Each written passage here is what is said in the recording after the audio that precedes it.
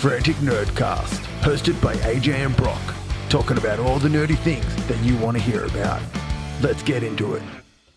Alrighty, welcome to Frantic Nerdcast. I am AJ. And I am Brock.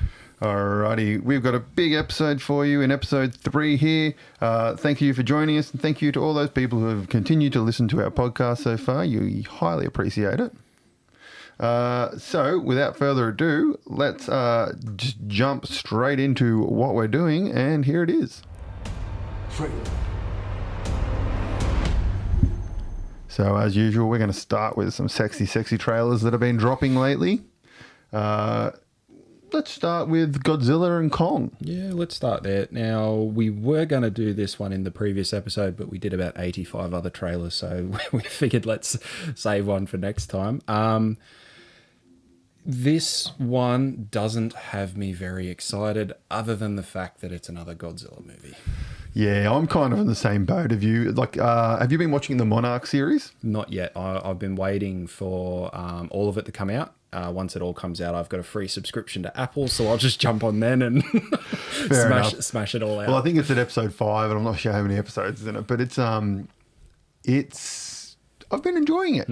It seems like it'd be good. Like Monarch would be good because it doesn't just focus on Godzilla, or at least what I've seen. It doesn't focus on that. It focuses on all the other stuff around it. I think I'm up to episode 3 or 4, and Godzilla has appeared in it once. Yeah, there you go. So it just, with only seeing the trailer for that, it seems far more about what's happening in the surrounding world with Monarch, how they interact, how they're battling with the fact that they've been a secret organization for years and now everyone knows who they are. It sort of seems like more that. And that, again, is only from watching the trailer. Yeah, you're pretty much spot on there. But the Godzilla X Kong, or Godzilla and Kong, it's... You know, there's a big new bad Kong that they've got to fight. Scar King. Scar King, is that what it's called? Yeah, when I was looking into it a little bit, he's called Scar King. So, is he a new baddie, or has he appeared in Japanese versions before? I think he's been in Japanese versions before. So when I first seen the teaser trailer that came out several months ago, it was just sort of like a shadow of Godzilla and Kong. No, it might have started with going over like the bones of all of Kong's family. Yeah, that's in this trailer. And then it ended just with looking at a shadow of Scar King, like the outline of him on a throne. So there it sort of hinted as to who he was going to be, and there was a whole bunch of online forums, et cetera, et cetera, et cetera. But look, watching the Godzilla X Kong, I think we've seen the movie in 2.5 minutes. Pretty much. I mean, you can't argue with giant monsters fighting giant monsters, destroying cities and stuff. Yeah. I mean, the last one I wasn't very excited for Godzilla vs. Kong. But then they had the epic showdown with Mechagodzilla. Yeah. And that was fucking cool. He had his big fucking lightning axe. And it was cool to watch on the screen. Like, it was fun to watch. It was. I have no doubt that I will enjoy watching this movie, but I'm just not excited about it. I've got no expectations. It's just going to be a couple monsters on the screen for a while, just beating each other up. And I'm looking forward to that. But other than that, I mean...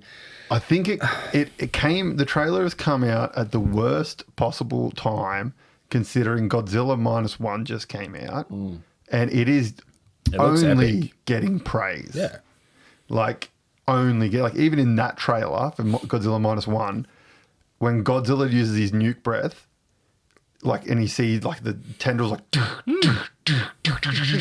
popping up, and it just looks fucking epic and insane. Whereas in this one, he's now got his little pink tendrils. So on that, I was actually going to ask about that. What do you think about the pink Godzilla? I don't have an issue with it. I mean, I have an issue with Godzilla just looking really buff when he's running. That scene, when I see him running down there, I'm like, we've never seen Godzilla do that. Why is he looking like he's at an absolute foot race with Usain Bolt? What is going on? He looks like a dude who's just been to the gym for just not concentrated on leg day, and he's just running, and his upper body's like, oh, with his little T-Rex arms. Yeah, I just thought that was odd. It was odd. I don't know. But the pink Godzilla I'm fine with as well. I had a bit of a look into that, and apparently it's about Godzilla's evolution. So the idea is that apparently he's been sort of hibernating for however long, and now that he's come out of hibernation, that's where you can see in the trailer he jumps up out of the ice. I think that's like when he emerges in the new movie. He's come out, he's been chilling out, and now he's got like this pink, like down his spine and whatnot. So I had to read into it because I thought, right, pink Godzilla, it's come from somewhere. The first thing I seen was that it was evolution. Apparently, it's a homage to Toho, who's heavily That's who involved. makes the original. Yep. Yeah, exactly. So a homage to him, apparently brought out in like 2000 or something like that. But the third one, which was my favorite as to why the Americanized Godzilla would be, is merchandising. They've got a new good Godzilla to sell toys off. That's pretty much would be the spot on reason why he has now got pink tendrils on his back. Oh, exactly. I had to look into the director of this as well. So the director is Adam Wingard, sorry. And I can read my own writing. That's great. He did the previous Godzilla, so Godzilla vs. Kong. So he did that. So with that being said, I mean, it'll be similar in the way of the story. Yep. But funny that he did that though. He's done some actually pretty good movies that I quite enjoyed. He did Death Note, the live action, The American one? the American Death Note. I didn't mind that. Wasn't great. I didn't mind it though. I'm just saying he's got capacity to have more of a story than what he did. Yep. And a couple of other like horror movies, which I didn't mind that he's done. I just come back to, I think we've seen the movie in 2.5 minutes. Yeah, it's unfortunate. I mean, he's been around, I think it's nearly 60 years now since the first Godzilla came out, and he's had 25 incarnations or something like that. I watched it. There's a little documentary on YouTube I watched the other day about all the different incarnations of Godzilla. And like, unfortunately for us, we've had one very subpar movie, the first Americanized one, where he was a Komodo lizard. Year 2000, he was a lizard. He was a Komodo lizard that got genetically changed by a nuclear blast. That was the funniest thing that I found, where there was there's the Asian fella who's just talking clear, plain English until he says Godzilla, and just says it in the heaviest Asian accent, but only for saying Godzilla in that movie. That stuck out with me, something fierce. I thought, oh my God, that explains that whole movie. Yeah, and it was Matthew, what was his name? Expert the Gadget guy, Matthew... Broderick, yeah, he had him. Yep. Hank Azario? Oh, I can't remember. Yeah, it was a long time ago. I had the I'm going deeper underground music from Jamiroquai. That was probably the only good part of that movie. God. But the first Godzilla of the new generation, like the Monarch series of Godzillas, that movie was awesome. Oh, I thought it was great. I thoroughly enjoyed that one. I loved how much he destroyed the city. Kong, I liked the original Kong. That was a good movie. I liked that they started working in the sort of the Monarch world building in that one. That was good. And what was it? Was it the King of the Monsters they did as well? Yeah, King of the Monsters. That one shot where they do the halo jump out of with the red sky. And that shot is still one of my favorite shots in cinema, man. That looks fucking beautiful. And then Godzilla versus Kong, a bit downhill, but you know, what are you going to do? That's what happens sometimes when you get a change in director. Yeah, in fairness to marketing, I'm still going to go see the movie at the 100%. movies, so you've done your job. Might even buy a pink Godzilla toy. That's right. Okay, speaking of pink or semi-purple, let's jump on to Halo 2, Season 2 trailer. Now, we briefly talked about Halo in the first episode from memory. Yes. So we'll just go, before we start talking about the trailer, let's just do a sort of a re thoughts on Season 1 of Halo. And also the pink connection was referring to the spaceships, but they're purple. They're purple. Yeah. You guys got where I was going with that. There's a Needler. The Needler's got pink hair. There we go. Yeah. It kind of looks like Godzilla's back, the Needler. Roundabout connection. So Season 1, I loved everything to do with Master Chief. Hated You didn't like Old Love? Yeah, hated the side story. It was pointless, didn't need to be there. If they just removed her and gave more time to Master Chief and his little ODST troops that were with him, would have been phenomenal. Would have been such a better series. But even then, it was still a great series. Oh, it was fantastic. Absolutely loved the series. And I only watched it like a month or so ago, thereabouts. And enjoyed every minute of it. Just took me back to playing the games, just watching sort of a bit of that story development, and it had really good story development as well. Like touched on Master Chief as a kid and whatnot, and how he sort of grew up in that world of creating the Spartans and whatnot. So that was really cool. That's kind of briefly been touched on online.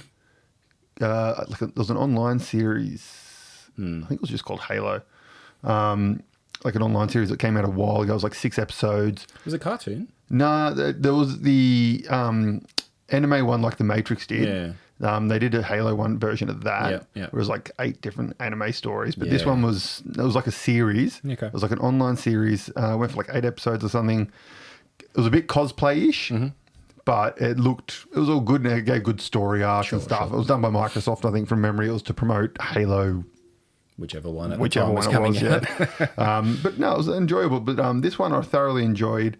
Even the part with the alien chick, the adopted chick kind of thing. That was and like Halo and Master Chief got his rocks off with her. Yeah. That was all cool. I love the part where he was teleported to the ring and they kind of saw that. And so that kind of leads us into this one, which I think this season they've kind of taken all that feedback that they heard from the nerds in their outrage. Master Chief still looks fucking pimp. That guy that plays him is well cast. Fantastic. Very, very well cast. I enjoyed that they took his helmet off. A lot of fans were angry with that because you never get to see Master Chief's face in the games. Yeah. I thoroughly enjoyed that they took his helmet off. I don't care because you can't act through a helmet that doesn't show any part of your face. Oh, The Mandalorian is crap for that reason. Yeah, okay. Take your point. Like Judge Dredd, they get away with it because you can see the face. They can emote. All right, you can't emote through no face. And that's one of the main reasons I hate The Mandalorian. Which is a completely different subject.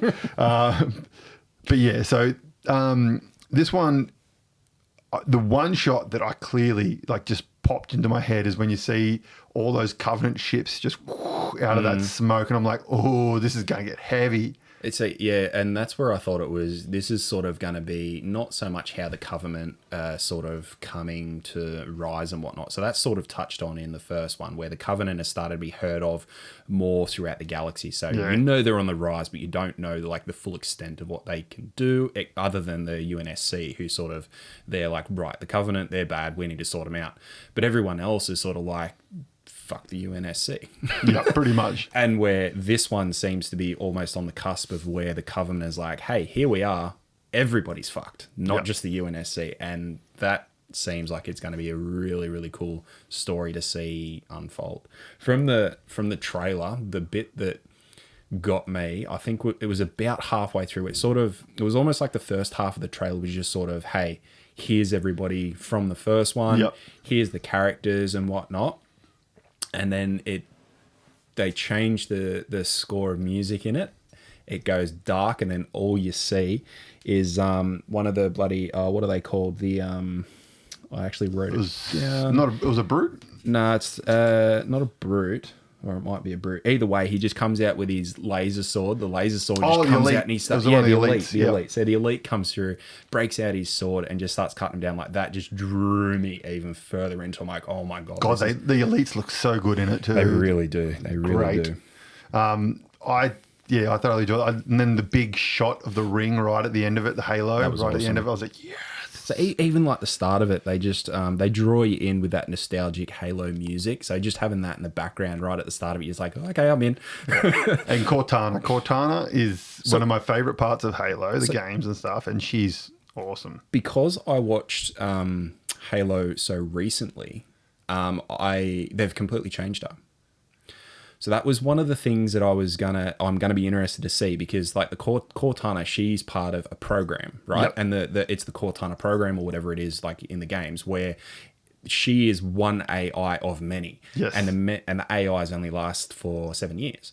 So I'm actually interested to know if that's actually Cortana in the short, or if it's sort of the next piece of that AI development. Because it was different enough to say, hang on, what's going on there? Like, is it, because it caught me straight away. I'm like, hang on, that wasn't Cortana, or have they just changed graphic representation of it. And being CGI, I didn't think they would have changed it that much. Oh, because I think the first season she's based on the Doctor. Correct. So I think this one they've started converting her to look more like the game Cortana. Sure. Because I believe she's voiced by the game's voice artist. Yes. So I think they've kind of lent more into making it look more like the game. That's my thoughts on it. The other thought that I actually had was... And she's the beta version, remember, as well. Yes, she's correct. the OG Katana, Yes, so I don't think they'll go into the network yet. And the other thing that I thought is because, like, and this will be a spoiler for those who haven't watched the first season, but it ends with Master Chief dying. Yep. And then Cortana takes over his body because, like, that was the goal of the Cortana program is for them to occupy the Spartans. So I thought it might have actually been tying heavily into how he's getting his memory back, and then they didn't want it to be the Doctor to trigger.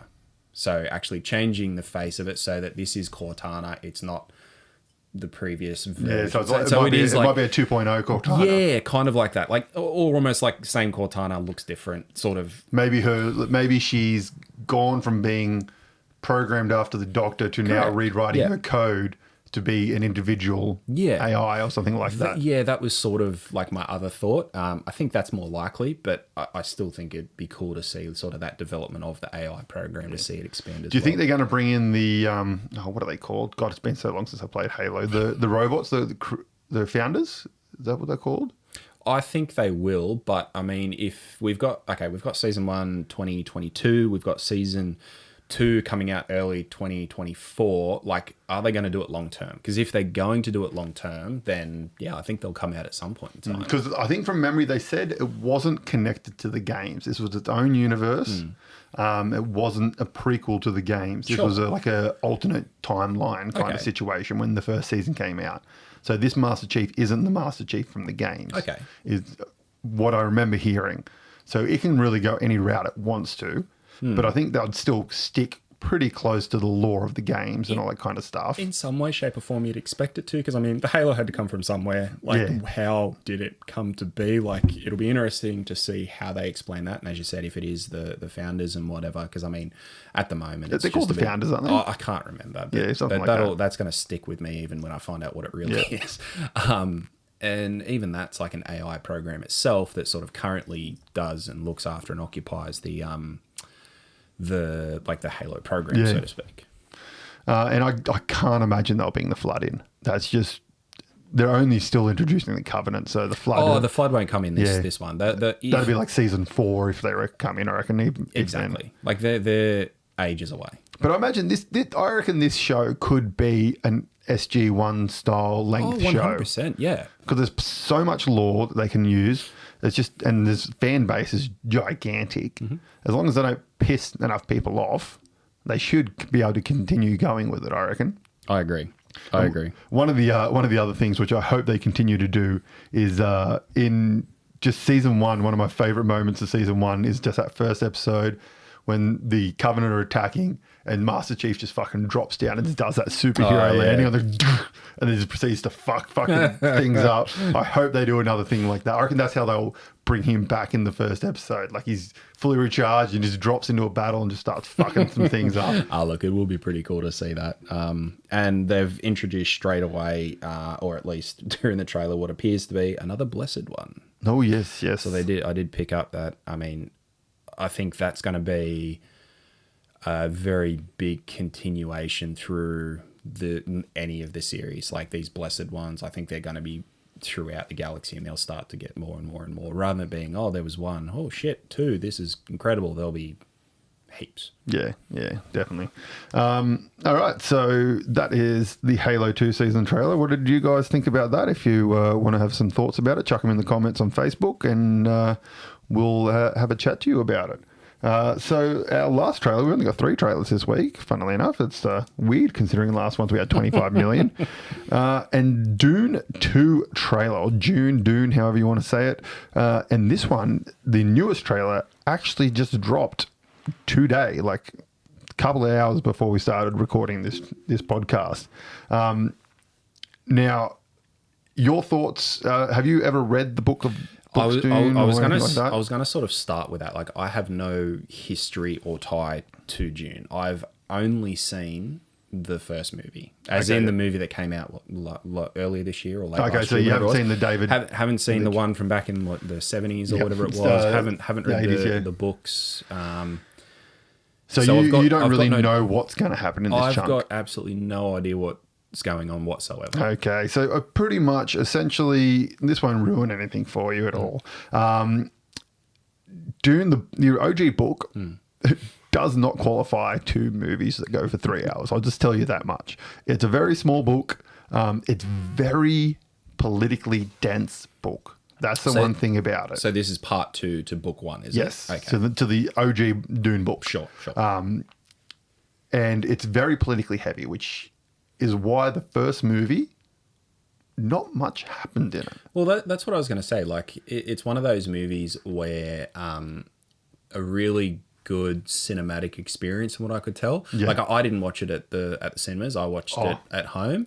Beautiful. And even when I watched it at home, I thought, this is cool to watch. Like, I didn't get like really drawn into the story or anything like that, but I did get drawn in at points to like some of the acting and whatnot, and how they were sort of doing it, because I mean, it's got a brilliant cast. So getting drawn in by that, I think I would have enjoyed it more if I did go see it at the cinema. So I'm going to make a point of going to see this one at the cinema. So essentially, the first half of the book, or third of the book, whatever you want to say, is pretty much a political story. Sure. Not much action or anything happens in it. It's the back end of the book where all the action happens. Right. Which, funnily enough, is the second part of the movie. Right. So, like, some of my mates, we went to the movies and watched it, and they came out and they fucking hated it. They're like, that was the most boring fucking thing I've ever seen. I'm like, yeah, I can get where you come. I personally loved it as a cinema nerd. It was beautiful. But, the second one's where most of the story kind of happens. And essentially, so your first book is Dune, then you have God Emperor of Dune, and then Children of Dune. Cool. So they're the three, that's the OG trilogy. Sure. And then there's a whole heap after that, which there are like other writers, like Frank Herbert didn't write those ones. And there's a whole, like, I think his son wrote some. There's like, I think there's nearly 15 or 16 something books, 20 books, something like that. But essentially, just this trailer, watching it, it is going to be visually beautiful again. So is that from the first trailer or the second trailer? Because the first trailer, I didn't get much other than hey, here's all the characters again. And so the newest trailer that dropped today, it is sexy as hell. Like, it just looks absolutely beautiful. So essentially, in Dune, the book, pretty much, I'll do this just in case. If you don't want to know this, I mean, Dune's been out for a long fucking time. If the movie was in the 70s, the book came out first. I think the movie was the David Lynch movie was the 80s, I think, from memory. Right. So essentially, in the trailer, we see Jared Leto's character, the bald white skinned dude. That's who Sting played in the original movie. He's one of the Baron's kids. He's like the big fat dude in oil in the first one. He's like a psychopath. Like, he just does not have emotion. He just kills fucking anything. Like, you see him with that knife, just slice that chick's neck. That comes through in the trailer. That's that kind of person that he is. So he's kind of a little bit of a threat towards the end of the movie. Will be towards the end of the movie. You see Florence Pugh in it. She's the Empress's daughter. So she's like the princess. Then you've also got, essentially, you see the mum. She had all those tattoos all over her face. And she pretty much becomes like a high priestess of the Fremen. Which is what she was trying to not do in the first one. Essentially, yeah. So because she's got Bene Gesserit powers, which are the witches, she kind of becomes similar. And then she starts to... The spice, that's why her eyes are blue. The spice essentially starts to make her get visions and all this kind of stuff. And she gets visions of the prophecy of Muad'Dib, who is the one who will bring peace to Arrakis, essentially. Okay.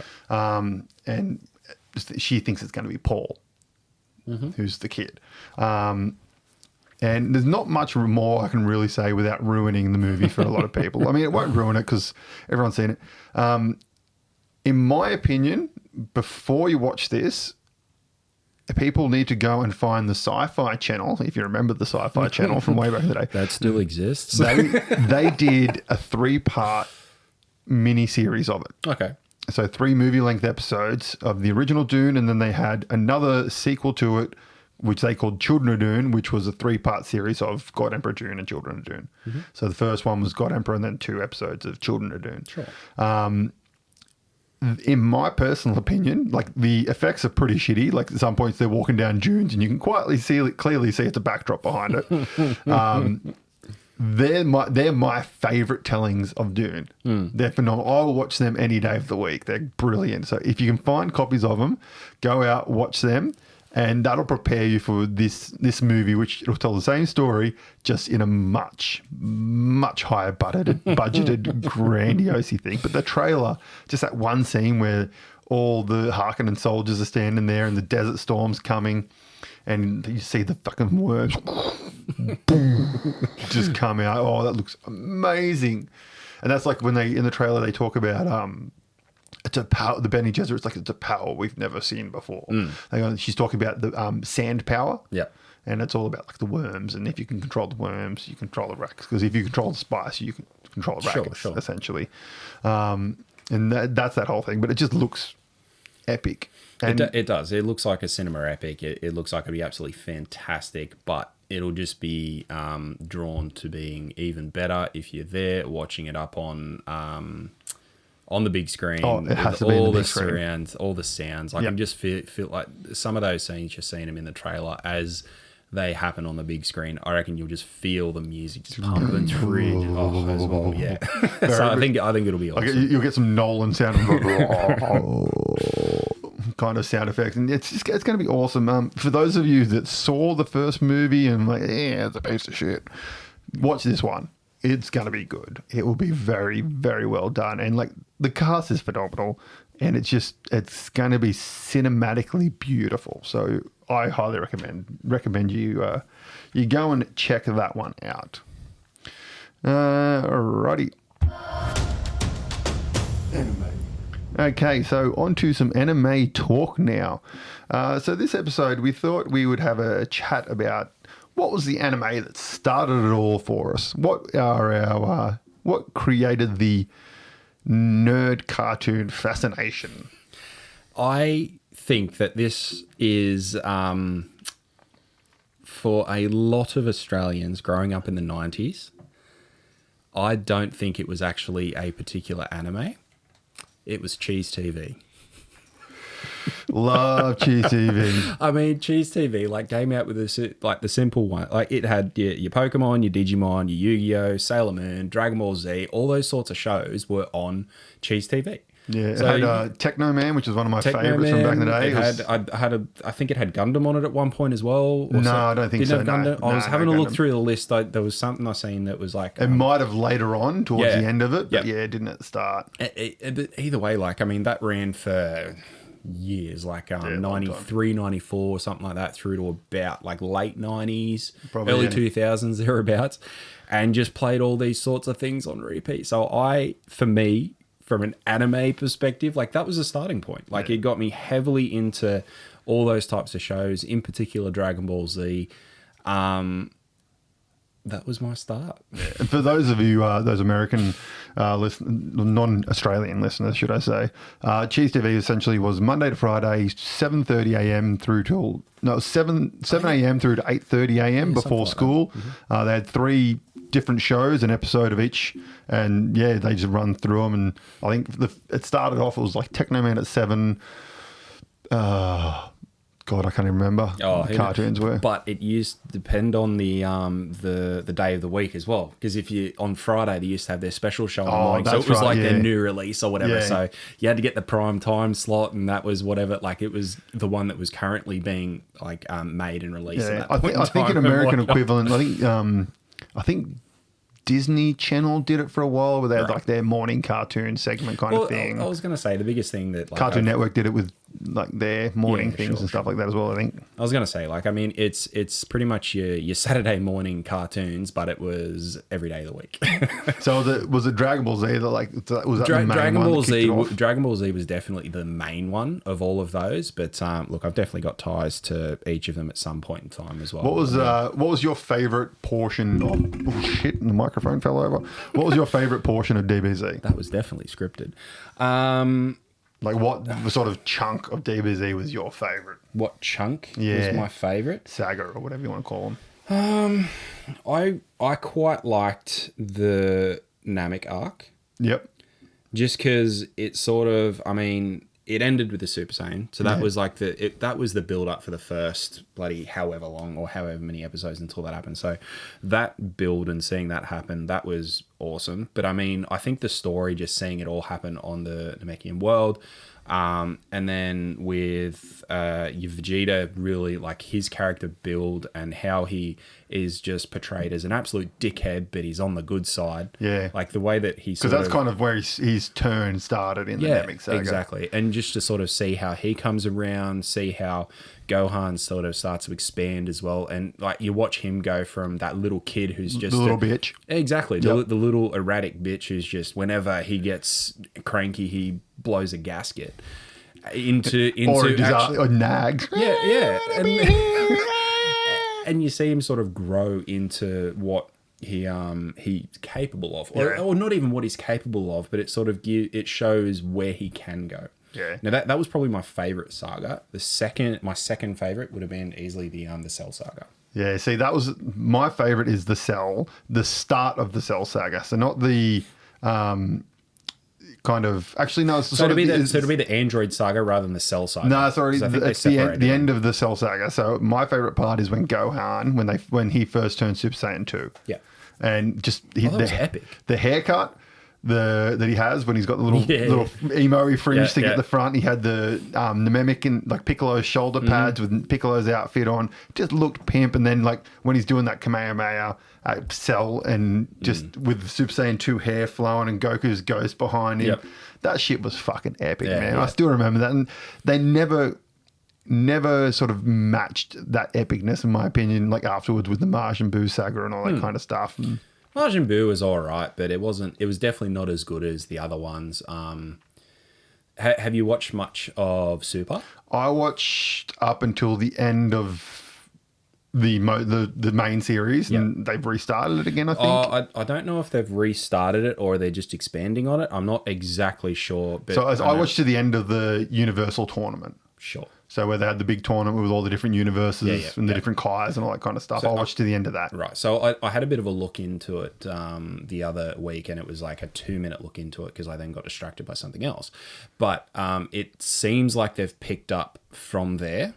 Okay. And they're sort of going through it now. So, and when I say that, that's from the English dubbed portion. Yep. I don't actually know how far the Japanese version has actually gotten. Okay, yeah.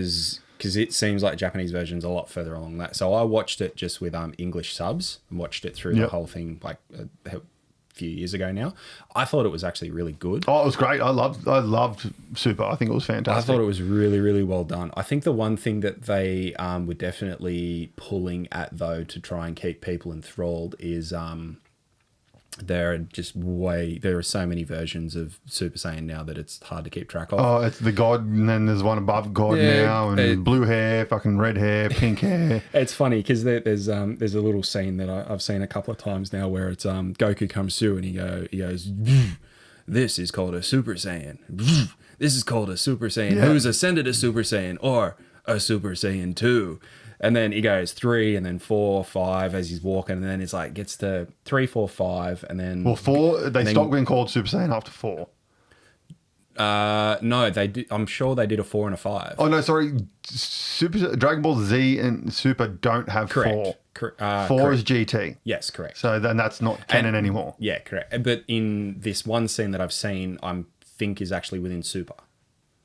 Okay, yeah. And he goes, and that's what I mean. It's actually him walking and he's going through all the things. I don't know if it's an edit or whatnot, but I've just seen it a couple times where he sort of goes through all of that whilst he's walking towards what would be the camera. Because 4, Super Saiyan 4 was in GT, and essentially they had to become an Azuru and then become a Golden Azuru and then focus their energy to become Super Saiyan 4.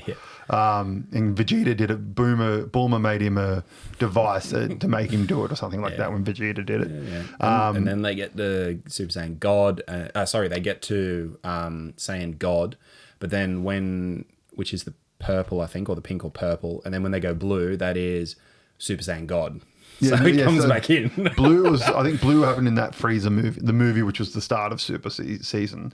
So I think it was blue first, and then they went to pink, mate. Yeah, pink. I think it was blue was just like Super Saiyan Instinct or something like that. I think they called it. That's the Ultra Instinct. Ultra Instinct. Because that's right at the end when he goes silver, when Goku goes silver. Oh, okay. Because the idea is Goku picks up on the Ultra Instinct, so he gets his Ultra Instinct in portions, because it's like Ultra Instinct at first is purely defensive, so you can't attack, you're just basically invulnerable, like nobody can hit you because you always get out of the way. But then becoming complete Ultra Instinct is when you're able to adapt and use it to attack as well. So he gets that through the Super series. And then my understanding now, and I haven't actually watched this, so I don't know the full piece, but Vegeta obviously is always chasing Goku, trying to better and yada yada, but he gets his own thing, which is usually like Vegeta's now Super Saiyan Blue, but better, like type of thing. Okay, yep. And he's now, rather than Goku's got Ultra Instinct, and Vegeta now has Ultra Ultra Instinct. He's got Ultra Ego. Okay. So, and which is basically his pink hair goes a little purple. And he gets cranky. So, like I said, Vegeta always gets the scraps of Super Saiyan Blue, but better, or Ultra Instinct, except it's actually Super Saiyan, but extra ego, and it's like. But in saying that, when I've just seen a snippet of it, it looked pretty damn cool when it happened. Nice. Well, I think that's a good pick. That's some good. Cheese TV gave us a lot. My pick for the anime that started it all for me is an anime called Robotech, which I've not actually seen. I don't know if I've seen it. Well, I think we briefly talked about it in episode 1. I might have brought it up. But essentially, we did. We talked about it in episode 1. But Robotech was 3 animes that one of the companies in America brought over, and they got 3 because they had to get enough episodes to make it syndicated. Because it was like a 65 episode count or something to get a show syndicated. So they bought these 3 different animes, merged them together, and then made a story that connected them all. So essentially, this series were Super Dimension Macross Fortress, which was the first series, which they called the Macross arc.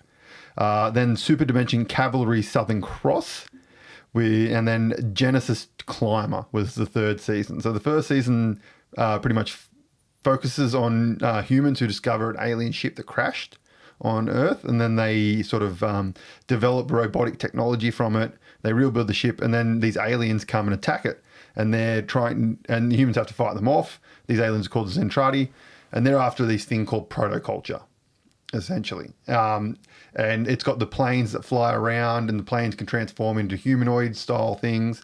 Now, there was a big lawsuit with Hasbro. Of course there was. Who owned the rights to that airplane, because that airplane, when it was a toy in Japan, it wasn't a Transformer. It was one of the toys that the Transformer line takes from, like Diaclone and all that kind of stuff. When they were imported over, because they just licensed all these toys, like 3 different toy companies, and then combined them all and made them Transformers. One of those toys was a toy version of this plane from Macross, and it became Jetfire in Transformers. Right. So there was a massive lawsuit over who actually owned the rights to that plane in America. So that was one of the many lawsuits that has gone around Robotech. So essentially, then the 2nd season takes off, and it's a second war against the Masters as a result of the war with the Zentradi leaving the planet covered in plants. And these Masters discovered these plants as a source of protoculture, which then draws another baddie called the next baddie to take and fight the planet. And they kind of it's based sort of as if humans have left Earth, and now they're sending like teams back to Earth to try and take the Earth back from these aliens. And that's the 3rd season. That's why none of the main characters from the other seasons are kind of in this season. That's the way they explained it. But one of my earliest actual memories, not just with anime, but my earliest memories is sitting on a blanket in our lounge room of my childhood home with the old tube TV, watching VHS copies of Robotech completely out of order. Never ever watched them in order. It didn't matter what one was coming on. You'd watch it. You go, this is brilliant. Yeah. It's funny you say that. Like even with Dragon Ball Z, the first time I actually watched it in sequence, I think I was about maybe 20 years old. Yeah. 100%. I watched it start to finish. And so Robotech then kind of carried on after that. They did a sequel series and they did some movies which didn't succeed very well. They then tried to do another series. It fell through. And then they eventually released one called The Shadow Chronicles, which wasn't very good. But it's a completely different story to the actual stories of the original animes. It's completely redubbed, completely different story. They're loose connections because obviously it's the same footage, but other than that, the stories are very different. And it's just one of those things. There was a really good video game that came out called Battle Cry. And it was on like the GameCube, PlayStation 2, I think. I'm trying to think. And you flew around. It was like just one. You flew around and you just blew the shit out of a whole heap of battle droids and stuff like that. And it was great. There was also, it was my second Kickstarter of my many Kickstarters, was a Robotech Battles RPG, I think it was called. It's a miniature game. And it's one of the biggest debacles / flops in Kickstarter history with board games. And if anyone out there liked Robotech, you'll understand what I'm talking about because it went so bad. And the minis had so many little pieces that just... You glue your fingers together 5 million times trying to put these fucking jets together. That doesn't sound like something that minis do. No, but highly recommend Robotech. I don't know if it's streaming anywhere or anything like that, but you can get the DVD collections, and each collection is this different sort of series / sagas. It's a great watch. It holds up. I've only just recently rewatched the Macross saga. It holds up well. Some animes from back in the day, like we're just talking Techno Man, I rewatched that a few years back. Hadn't watched it since it was on Cheese TV, so 90s. Yep. And then when I was in America about 10 years ago, I bought the DVD set. Sat in my cupboard for a long time. I'm going to put it on. Started watching it. Doesn't hold up. Does not hold up. Some stuff just doesn't. Yeah, the dialogue is fucking atrocious. But then I did find about halfway through, I started getting back into it and just letting the dialogue sort of bypass and started enjoying the show more. But yeah, so Robotech's my childhood. But like you're saying, like Dragon Ball Z, the OG Digimon, all those kind of things, they all founded it for me. Yeah, exactly. But yeah, Robotech's my earliest memory, so I think that's why that's number one. Very good. It's not my favorite anime, like Gundam, like I said last episode. Gundam is my number one, but Robotech is like, it's right there on the heels. Very, very much so. Very good. Alrighty. TV shows. Okay, so now we are on to TV shows. And this episode, we are going to chat about a show that finished, I'm going to say... About a month ago. Yeah, time of recording. And that is Loki Season 2. So before we start... There are going to be some spoilers in this one. If you haven't watched it, stop listening. Go and watch the show and come back. It is phenomenal. Yeah, so I've got a general rule, which it'll probably end up being in this podcast most of the time, and that is if you haven't seen it in 3 weeks, you're not a fan, and spoilers shouldn't really fucking matter that much. That's my philosophy. See, we can discuss, I think, a little bit longer than 3 weeks. 3 weeks is cutting it very, very close. If you're a fan, if you haven't seen it in 3 weeks, it's your own fucking fault. No, actually, what we'll do is for our limited personnel that we've got on Facebook at the moment, we'll put up a poll, see if we can get some times, and then we'll see where we end up. We'll make it that. Yeah, all right. I think 3 weeks is cutting it a bit close. We'll put up the poll on the Facebook page, and you guys, you tell us how long is a spoiler-free period.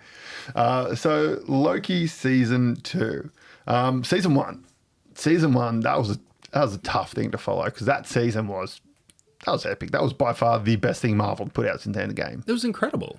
Like, and I think you've hit the nail on the head. It really was the best thing that has come out since Endgame. And even, I mean, with everything else that has come out since Endgame, it's still up there. Yeah. And like, I'm not, well, I'm like going to be bitchy about all these fucking things that have come out from Marvel because I liked them all. I don't care what it was. It's a lot of these people on the internet like to troll and all that kind of stuff, and they like to say, "Oh, this movie was shit, that movie was shit. I can't believe it." Like they're just dropped in quality. They haven't dropped in quality. I mean, Endgame was the big culmination of 10 years, and now they've kind of just restarted it again. It's imagine like if Iron Man came out after Endgame, everyone would go, Iron Man's fucking shit. It's not good. Well, we touched on this before when we were talking about the Marvels. Like the Marvels is getting an absolutely massive shit talking and absolute spanking at the moment. And I mean, you look back.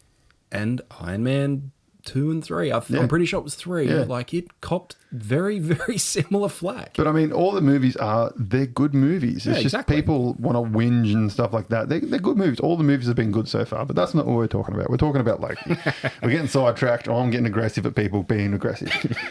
I loved season 1. I thought it was great. I thoroughly loved how it ended. Yes. I'm going to chuck out my only one criticism with this season to start off with, just so I can get it out of the way.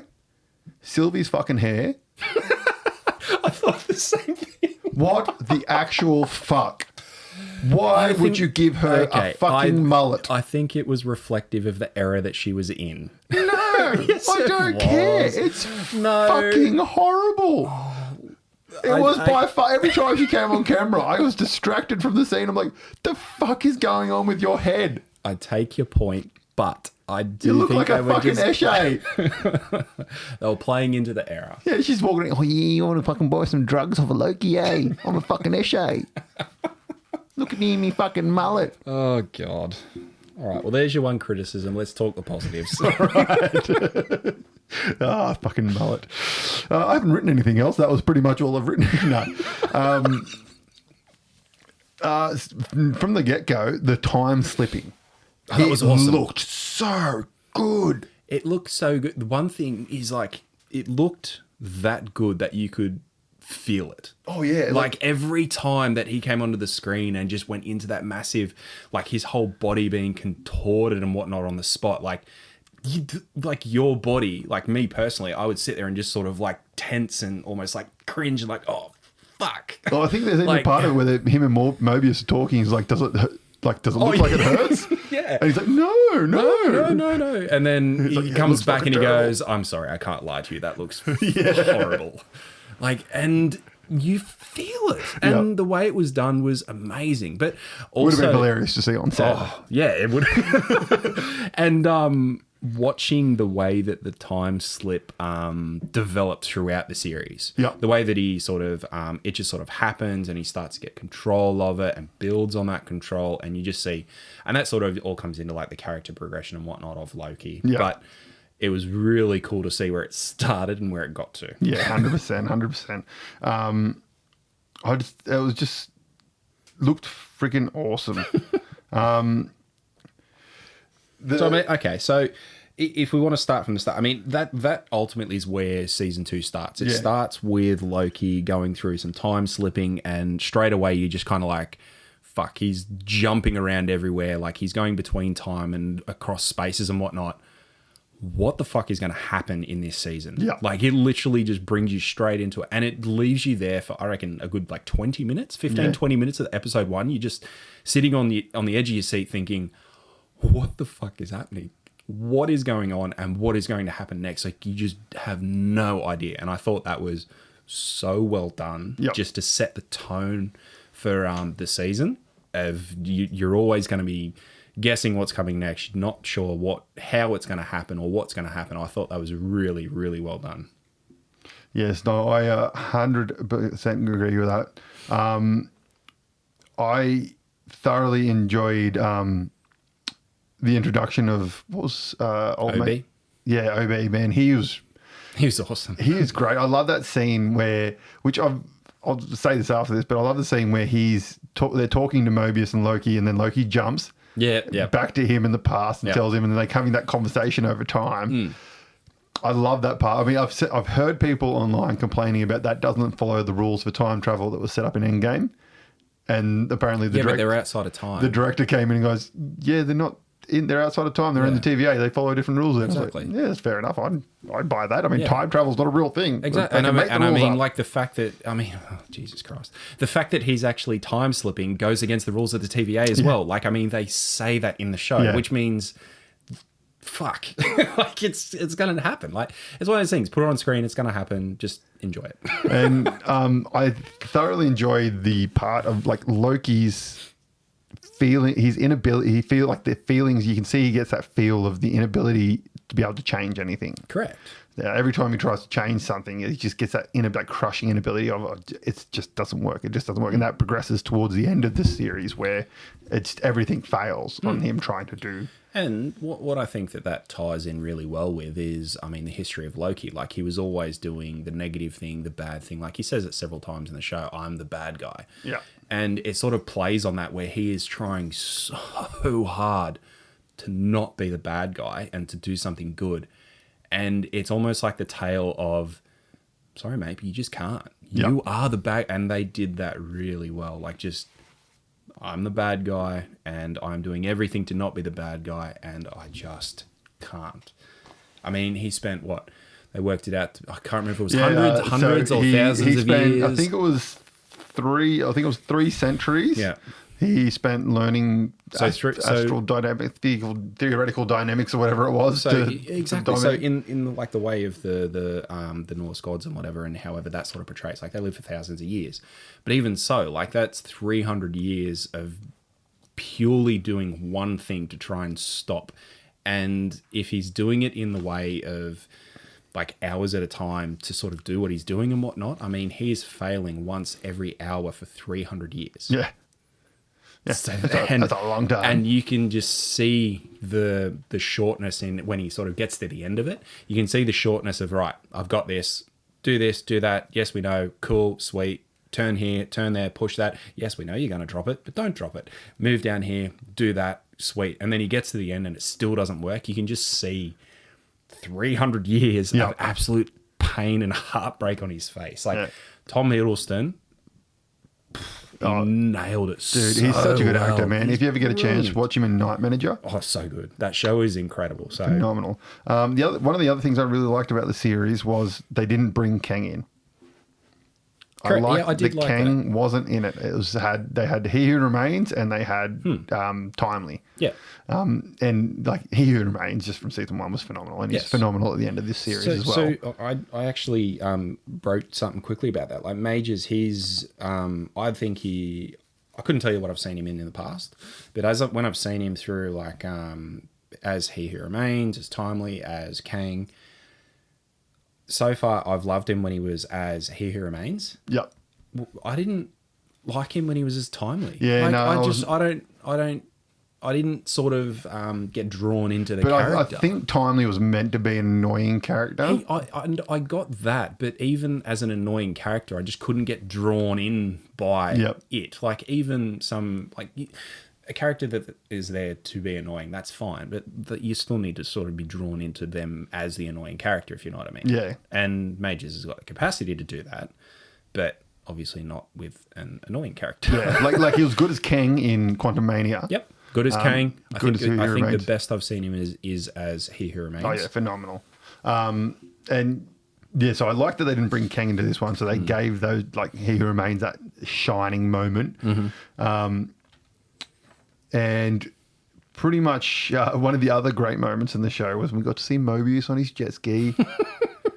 Cruising, and then it pulls out and he's not actually on it. He's just selling jet skis. No, I really liked that as a little bit of like a side story, so to speak, with Mobius. Like that was really cool just to see his character, like the sort of that other softer side of him, like with his kids and his jet ski, having some fun. Like I thought that was really, really cool. Like through season 1 and through season 2, like the biggest thing that you see with Mobius is that he's there riffing with Loki. So it's Loki and Mobius just riffing like the whole time, which is awesome on screen. Yeah. But it was good to see taken out of just that and actually giving him a bit more of a other sort of arc, so to speak, with his story. That was I did enjoy seeing that. And I thoroughly enjoyed the scene. I think it was like the third last episode where they're all in the room.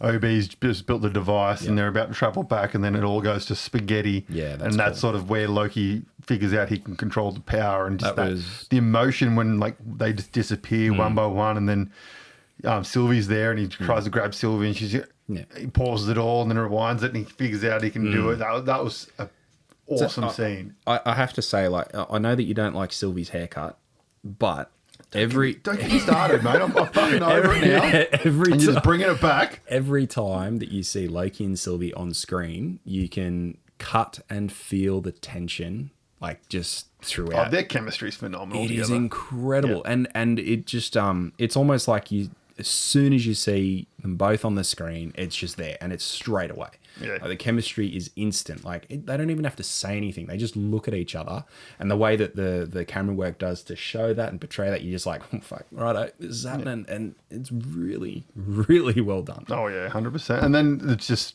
the ending. Oh, the ending to that show, which I'm just going to do this again in case you decided to ignore it. The ending to the show is fucking phenomenal, which I've heard it wasn't the original ending, but I don't really care because that is the ending. It's sensational. Loki just going down there, and then just as the particles are hitting him and his clothes start to evaporate, and then the Loki, like the cape comes out, the horns start to fucking grow, and it just blows up, and then he just starts to grab those vines, and they just, and he just sits down, and it's like, fucking yeah. Who's the man? Exactly. Like, that was amazing. I mean, it's been amazing to see Tom with Loki's character over the years. Like, he's been there since pretty much the start. Yep. Watching that whole character arc itself alongside with all the Thor movies, the Avengers movies, and everything. It's been amazing to see his character. And I thought it was really, really good touch to, like, see him as the God of Mischief, like, growing through the God of Mischief, as we touched on, being always the bad guy, but then now having this absolute heavy, heavy burden at the end to be the good guy.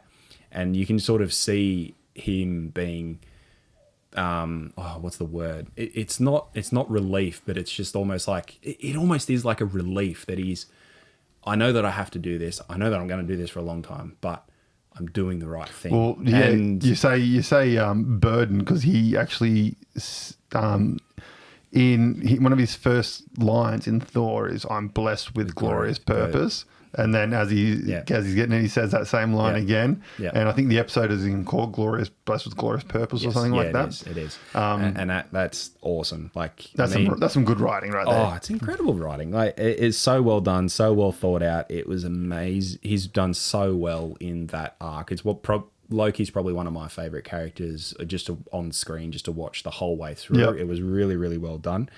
And I mean, I hope to see Tom come back in some way, shape, or form. Like, this is sort of the end for him. He hasn't signed up to anything in the future that I could see. Like, so at the moment, he's not on anything. I'd love to see him come back as a cameo here and there. I think that would be cool. I reckon he'll come back in the last Avengers for this thing. He'll come back, and because that'll be the end of the multiverse saga. So the universes will combine or something, and he'll rock up and do something. I think that'd be pretty cool to see. I mean, the what is it? The God of Stories coming through to do his stuff. Yeah. So yeah, he'll be back 100%. Yeah. He said how much he loves playing the character multiple times. So, but yeah, it was a great series, and I'm glad it happened. Oh, 100%. Oh, so now that he is the God of Stories, and like, he's up there holding all the strings of time and whatnot.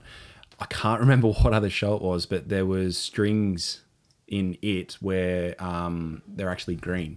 So they foreshadowed it in something else, but I can't remember what it was now. I was reading into it. So it was one of the more recent movies. Okay. Yeah, so there was some foreshadowing where apparently there was like some travel through multiverse and whatnot, and there was actually some strings which had the green through them in it as well. There you go. It probably would have been Doctor Strange, I'd say. I couldn't remember if it was Strange or if it happened in the Spider-Man.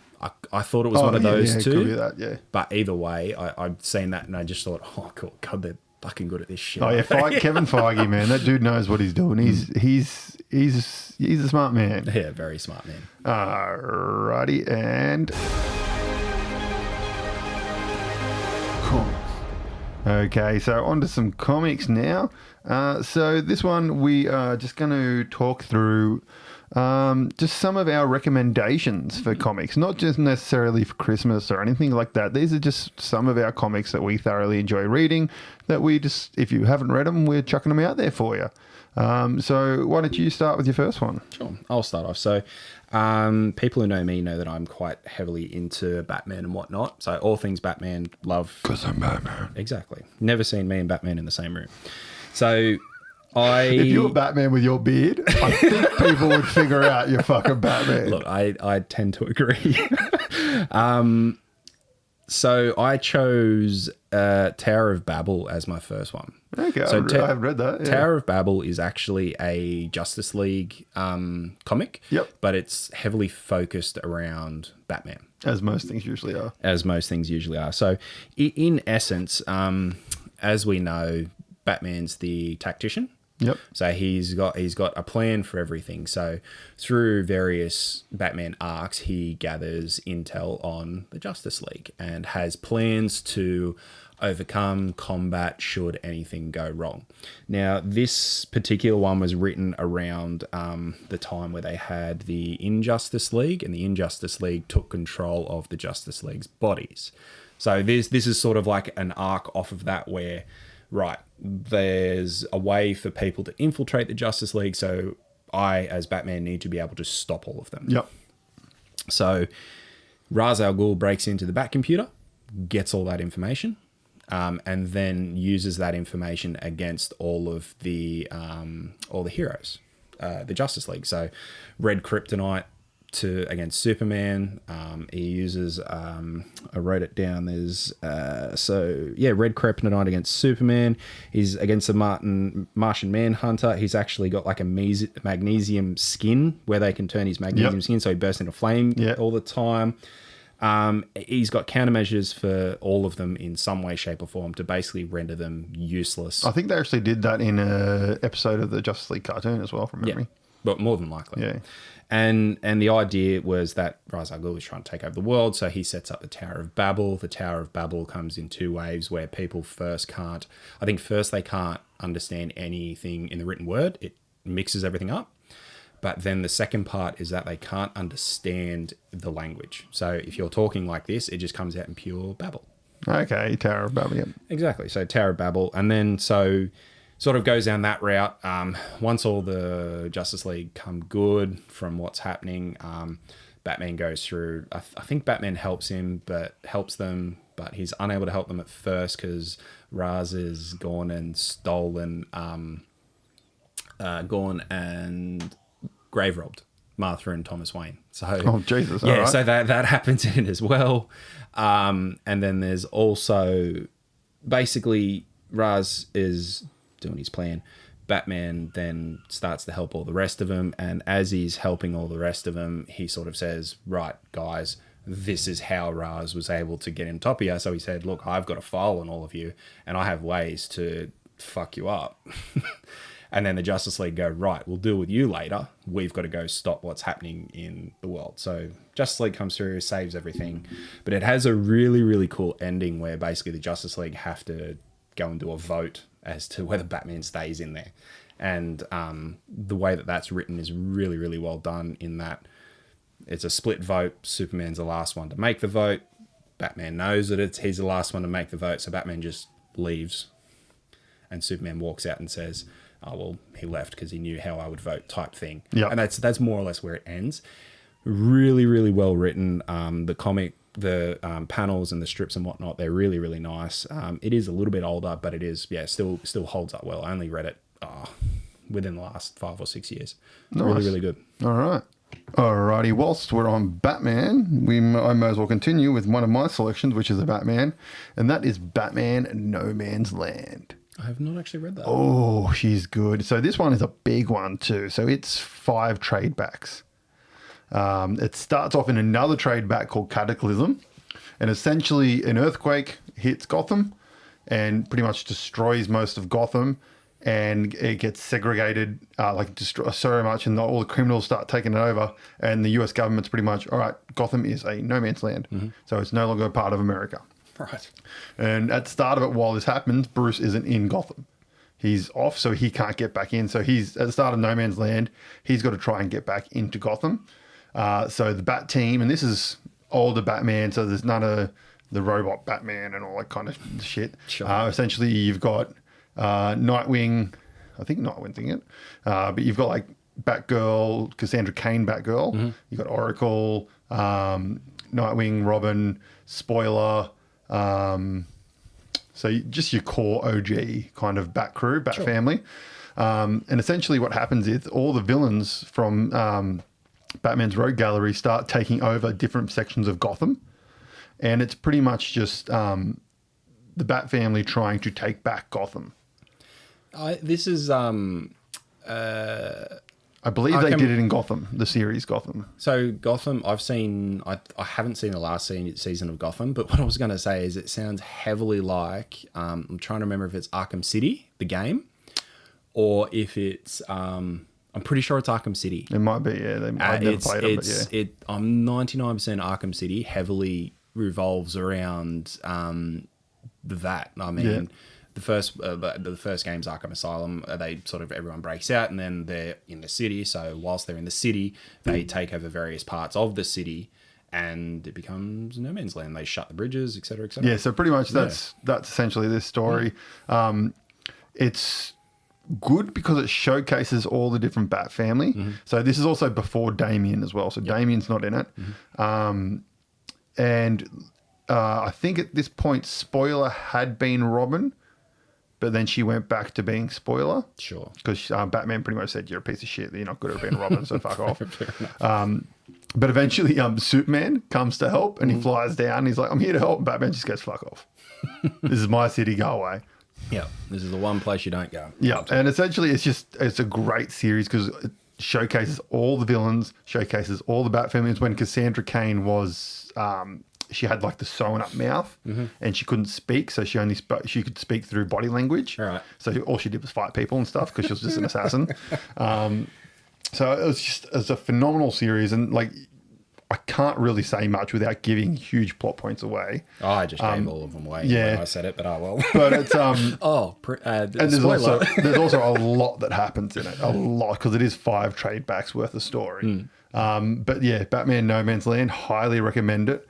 On to your next pick. All right. My next one, I'll try not to spoil it as much as what I did in the first one, but is Preacher. Oh, yeah. Preacher by Garth Ennis. So is this Preacher or is it Hellblazer? Preacher. So it's Preacher. It is Preacher. Yeah, it's called Preacher. So some people would know there is a TV series now that they've got called Preacher, which was based on it. Really good TV show. If you have or haven't watched it, go give it a watch. From memory, I think I've watched season 1 and 2. I'm pretty sure they have finished 3. I can't remember if they started 4. The show's done. The show is 4 seasons. 4 seasons, yeah, cool. Shows how long since I've watched it. But anyways, the comic itself is really, really good. Like Garth Ennis is a brilliant writer. It's basically about a preacher who's an ex-criminal in some way, shape or form, comes to a little Texan town and just becomes a preacher in the little Texan town. And he just his name's Jesse Custer. He comes back to that particular town because he's got history there with his family. Like his family is a bit of a backwards family within that town and whatnot. As a sort of given, being preacher, it does have religious ties, but they are not religious ties how you would think. No, whatsoever. Not in the slightest. There is a lot of gore, death, and all sorts in this. Yeah. I mean, there's a character in it called Arseface. Tried to commit suicide with a shotgun, but stuffed up, so his mouth looks like an arse now. Exactly. And like that, even that whole character arc is well written and whatnot. So let's just say he meets Hitler.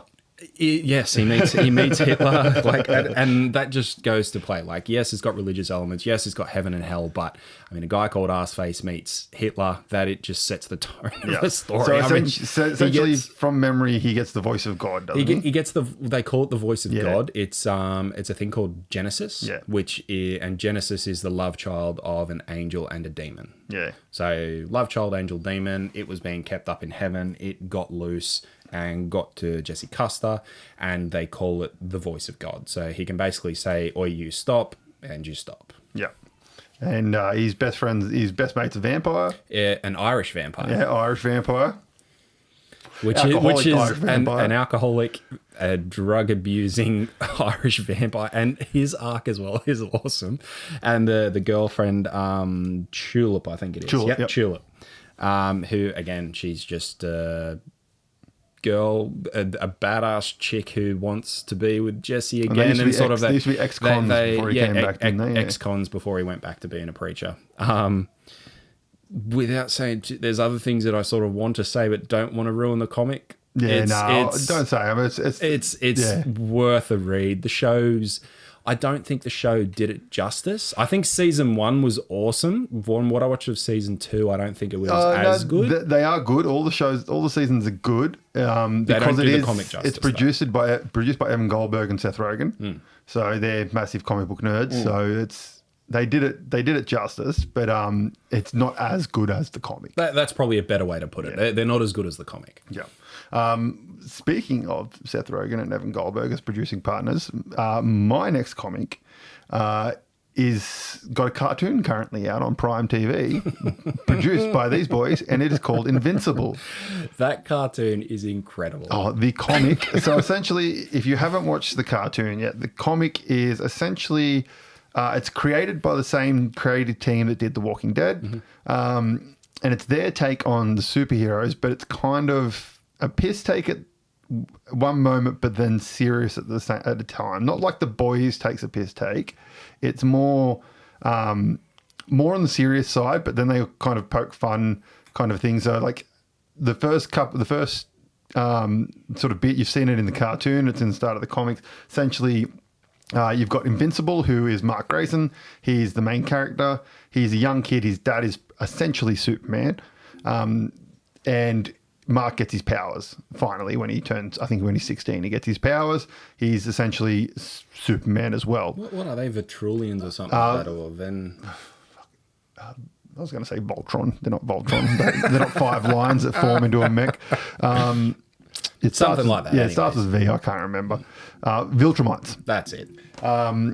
So essentially, he's a Viltrumite, and you don't find out until later in the series, which the cartoon's out now, so I'll say it anyway. Essentially, Omni-Man was sent to Earth to prepare it for being taken over by the Viltrumites. That's what they do. They spread throughout the galaxy and they take planets over, put them under their rule because they feel they're the most powerful race on Earth. And yeah, not on Earth, in the galaxy. Oh, in the galaxy, sorry. Yeah, so Omni-Man was sent there. You find this out later, towards the end of the season, and I think it's like book 12 or something. But you find out that Omni-Man's bad at the start because he's not a part of their Justice League, which I can't remember what they're called. But he essentially walks in and they're like, "Hey, you," and he just fucking murders, flat out, just murders them. It's an awesome opening to a comic cartoon. Oh, phenomenal. Just flat out destroys them. And then it proceeds to just get fantastic. Like there's time travel. There's the Invincible War, which is there's multiple Mark Grayson Invincibles from multiple different dimensions all come, but most of them are evil. I think they're touching on that. They're doing that in season 2 in the cartoon, now. And then there's intergalactic battles, so you go to multiple different planets. Then he gets multiple different family members. It does every trope you can think of a superhero comic to do. It does, and it does it super well. And the comic is finished, so you can read it all. So if you want to beat the series, go ahead and do it because it's sensational. It's everything you want to see in a comic, they did in this comic. It's great. It's done by Image, so every now and then you'll see a couple, I think Savage Dragon is in a couple of issues as I think he's at the funeral of the Justice League people and stuff like that. So you see a couple of Image characters pop up here and there. But no, it's really, really good, and I highly recommend. I think it's 120 issues or something like that. Right.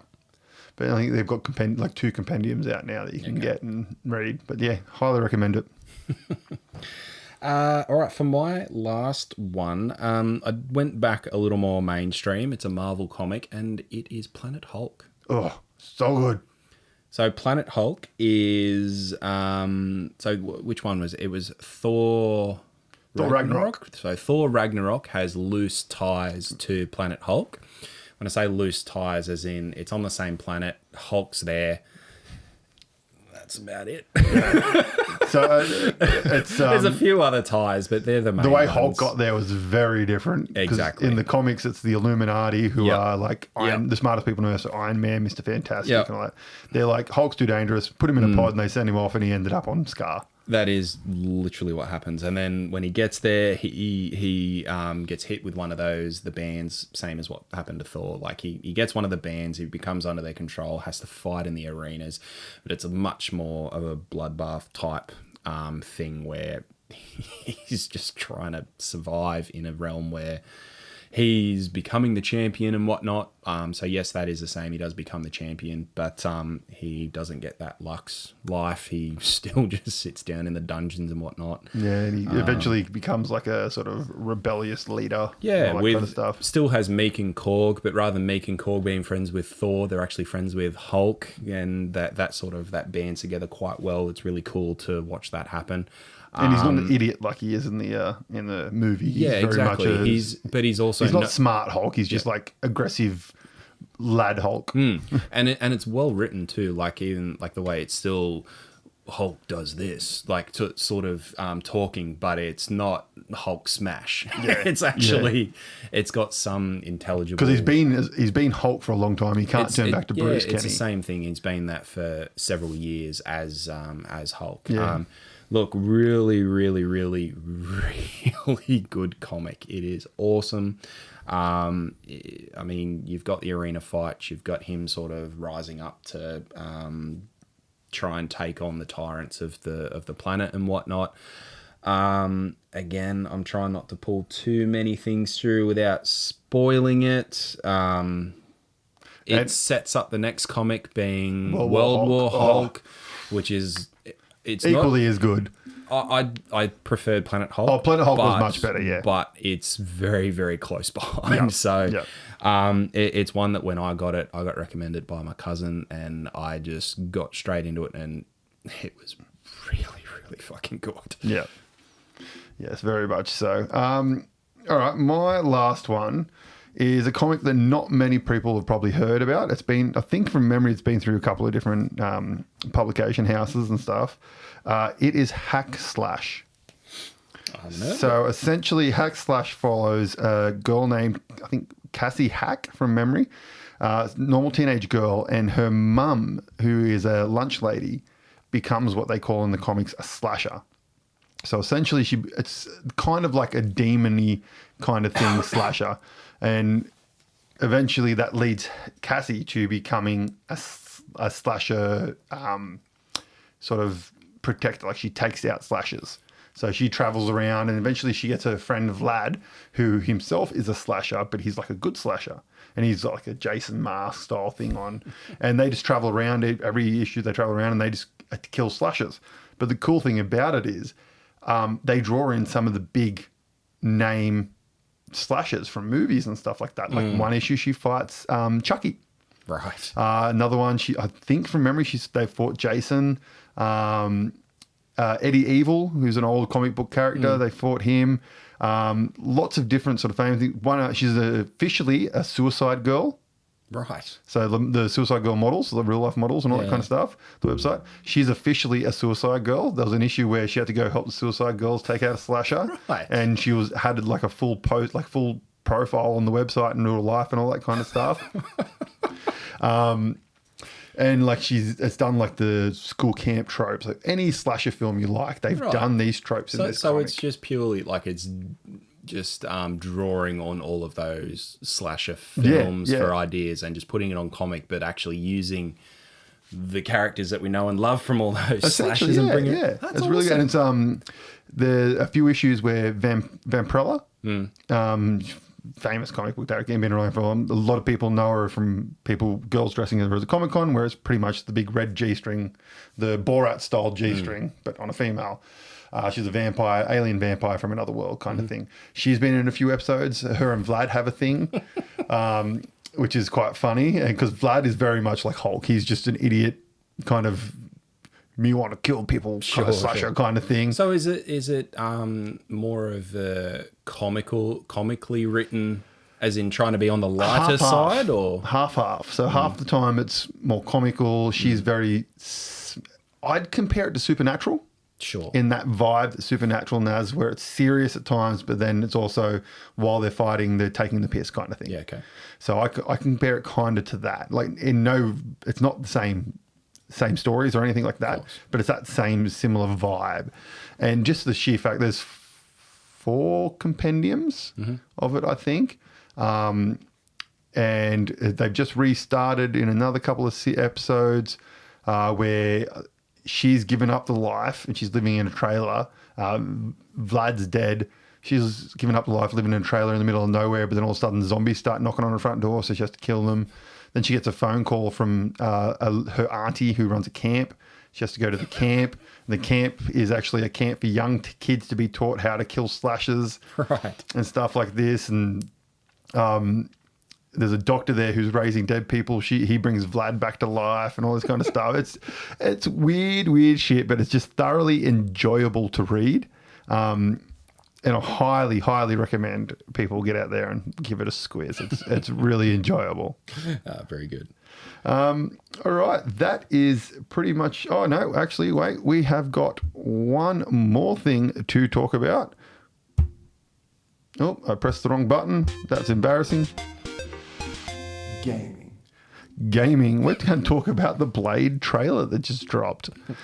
I thought I'd throw it in there because we bring the video game audience along as well. I mean... For the thoroughly amount of stuff that was in this trailer. Exactly. I mean, it gives nothing away. Essentially, for those of you who haven't watched it, you should watch it. Essentially, it's Blade and a barber getting a trim. A siren goes off. He puts all his gear on, pulls out his blade and goes, this is going to be a long night. Yeah. So I suppose the thing that got me excited for it is that it's got the potential to be really, really good gameplay, just depending on how they approach it. The mob who are making it are Arcane Lion. Now, I had a quick look at some of their games. They do like the Dishonored series, the Wolfensteins and whatnot. They seem to be a little more inclined to first-person shooters. Okay, yep. But I just can't see this being along those lines. No, this would have to be a third person for sure. It'd have to be a third person, but it's going to be interesting to see what the gameplay actually is. Like, is it going to be like a completely guided mission-based thing, like similar to a first-person shooter? Is it going to go down the route of being like an open-world RPG? Or is it going to be a combination of the two where it's like got that story drive to take you to particular places, but you got the option to go to other things? Like, I hope it's a combination. I'm going to chuck it out there and just say it's probably going to end up being open-world RPG Spider-Man style. Because this is how successful Spider-Man and Spider-Man 2 has been. Yes. I reckon it'll be very similar vein to Spider-Man. See, I would love for that. I just think it would play better. As long as they don't overcomplicate it. I mean, it's a different company than who did the Spider-Man series. So, like that in itself, we'll see how that plays out. I'm looking forward to it. Well, I mean, the trailer got me interested. I'd like to see some gameplay. Some gameplay trailer. Like I've said before, I'm not a big video game player. I'm more of a board game player, but it got me interested, and I don't have a next-gen console, so I'm probably not going to play it. But look, it looks interesting. If someone gets it, I might have a crack at it. But yeah, it looks good. The trailer looked good. It's one of those things where it'll probably... I'll see how the next 6 months go as to what other games come out. But I've already got games on like the PS5 that I want to play that I'm kind of like, oh, fuck. I don't have a PS5. When I get time. And that's the other part. Also, the $1,000 to buy the machine. They've come down a little bit. $9.99. Can you actually buy them now? Yeah, you can get them now. Because wasn't there a massive shortage for a while when there? they first came out, and I don't know what the wait list was because I wasn't concerned because I was definitely not getting one straight off the bat, but it's getting more and more likely. All right, guys, that's it for this episode of Frantic Nerdcast. I'd like to thank you very much for joining us. Don't forget to go to your favourite podcast place and subscribe and follow us. Head to the Facebook page, give us a follow, give us a comment on there. And we'll see you next episode, I guess. Yeah, share that stuff around, get as many of your friends involved, and come along for the journey. So thanks for listening. Yeah, thanks for listening. See you guys.